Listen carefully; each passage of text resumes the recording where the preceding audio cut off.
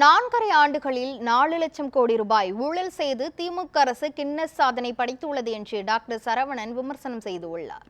மதுரையில் செய்தியாளர்களுக்கு பேட்டியளித்த டாக்டர் சரவணன், திமுகவின் ஊழல் பட்டியலை ஆதாரத்துடன் அதிமுக பொதுச் செயலாளர் எடப்பாடி பழனிசாமி ஆளுநரிடம் வழங்கியுள்ளதாக கூறினார்.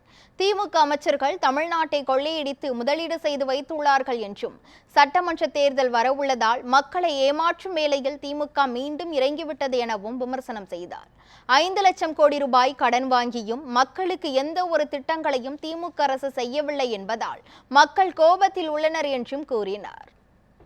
திராவிட முன்னேற்ற கழகம் தங்களுடைய இந்த 4.5 ஆண்டு கால ஆட்சியில் 2021 525 பொய்யான வாக்குறுதியை கொடுத்து மக்களை ஏமாற்றி ஆட்சிக்கு வந்து இந்த 4.5 ஆண்டு காலத்தில் 4 லட்சம் கோடிக்கான ஒரு ஊழலை செய்திருக்கிறார்கள்.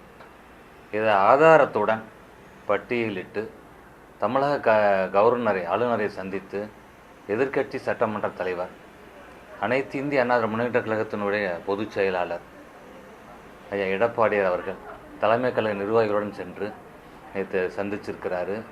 அதற்கான விசாரணை அமைக்க வேண்டும், ஓய்வு பெற்ற உச்சநீதிமன்ற நீதிபதி தலைமையில் அமைக்க வேண்டும் என்ற ஒரு கோரிக்கையும் வைத்திருக்கிறார். பார்த்திங்கன்னா இந்த திமுக இந்த ஆட்சிக்கு வந்த உடனே 6 மாதத்தில் மதுரையை சேர்ந்த பிடிஆர்பி தியாகராஜன், அன்னாள் ஃபைனான்ஸ் மினிஸ்டர், அவர் சொல்கிறார் 30,000 கோடி ஊழல் செஞ்சுருக்கிறாங்க, அதை பதுக்கிறதுக்கான ஐடியா பண்ணிக்கிட்டு இருக்கிறாங்கன்னு சொல்லி சமூக வலைதளத்தில் பரவலாக வந்தது. அதுதான் இந்த திமுகவுடைய ஊழலுக்கான பிள்ளையார் சொல்லி. அது